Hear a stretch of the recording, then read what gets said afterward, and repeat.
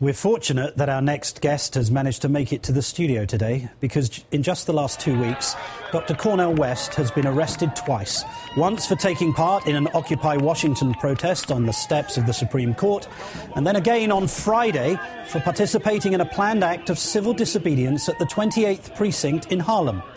The event was to protest against the New York City Police Department program known as Stop and Frisk. Dr. West will join us in a moment, but first, some utterly astounding stop and frisk numbers to share with you, care of the New York Civil Liberties Union.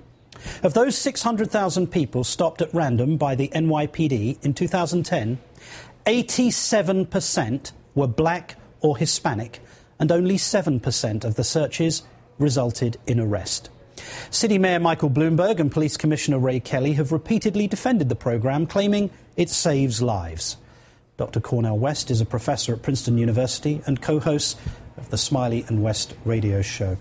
Professor, the argument that's been given for these figures is that police have been working in high-crime urban areas, in areas notorious for criminality, but 87%? Can you explain that? Yeah, 87% black and brown. I think that you and I know that the ugliest feature of any society is arbitrary police power. Fair police power, that's something else. Arbitrary police power is ugly feature. And in democracies, if we don't have rule of law that curtails arbitrary police power, then our democracy becomes a sham. And we want to make sure, in fact, that these precious young people of all colors, disproportionately black and brown, are accorded the decency as well as their rights. But you say arbitrary, that sounds deliberate. 87%. That doesn't sound arbitrary. That sounds as though there's a campaign going on. Arbitrary in terms of unfair. Oh, okay. See what I mean? Arbitrary in terms of unjustified, illegitimate. That's what I mean by arbitrary. When these figures were revealed last year, the most common reason listed by police for why they stopped an individual was not because the individual fitted the description of a suspect, but was described as this: furtive motive. Furtive motive.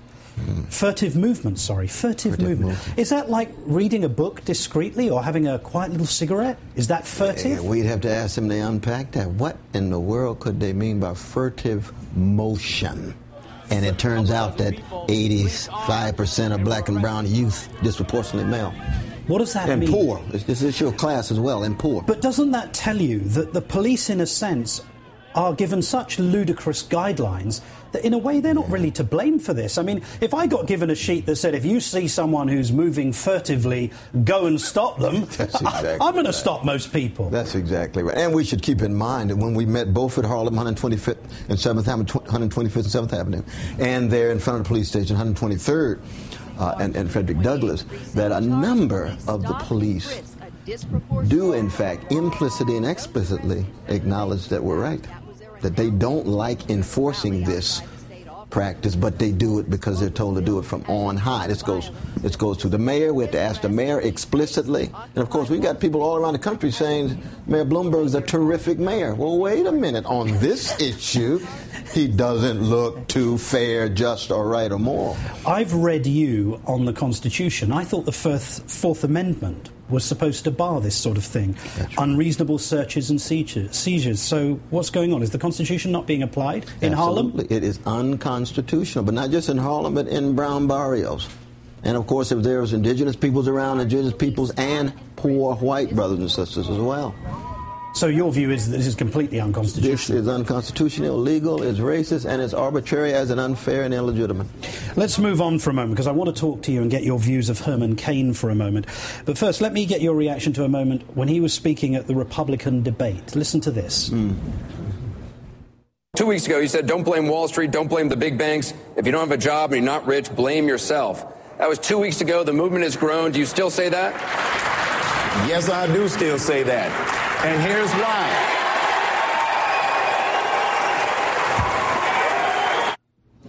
We'll deal with the cheering crowd in a moment, but what was he talking about?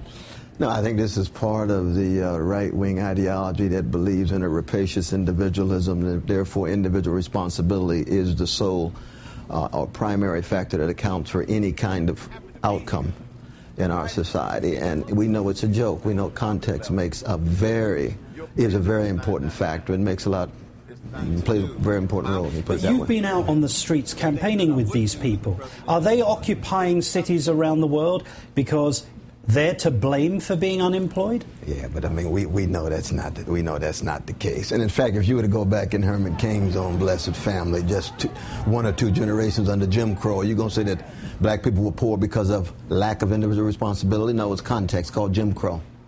It was called systematic discrimination. It was called lynching. It was called American terrorism. He would acknowledge in that case context makes a difference. He just believes now that all of a sudden we're in the land of equal leveling, equal opportunity. He wants to believe that it's a myth. It's very much like Blanche DuBois in the Streetcar Named Desire. He's living in a world of make-believe. But he seems to be suggesting that we ought to be like him. If he can do it, make pizzas, make money, then so can everyone else. What's the problem? Well, I mean, why are people occupying Wall Street? Stop occupying Wall Street, according to Herman Cain. Go and get a job. But even in Herman Cain's case, he knows that he had people who helped him. He had friends who enabled him.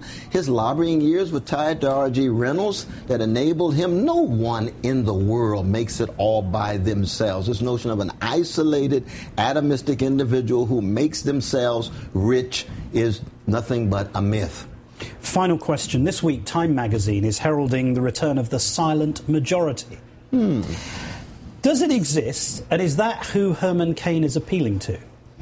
Well, it's interesting. Right now, 59% of Americans support the Occupy Wall Street movement. Is that the silent majority that we're talking about? Not too silent anymore. Democratic awakening taking place. Working people, poor people, and well-to-do persons of goodwill. Well-to-do persons with conscience. You can be part of the 1%, but make a moral choice to be in solidarity with working and poor people. That's what it is to be human, to be able to make choices, have commitments, and have convictions that are contrary to your own interests. This is not a world just driven by interests. There's something called principles, something called integrity, something called character. That's in part what Occupy Wall Street's all about. Well, thank you for being with us, sir, and please don't get arrested for the remainder of the day.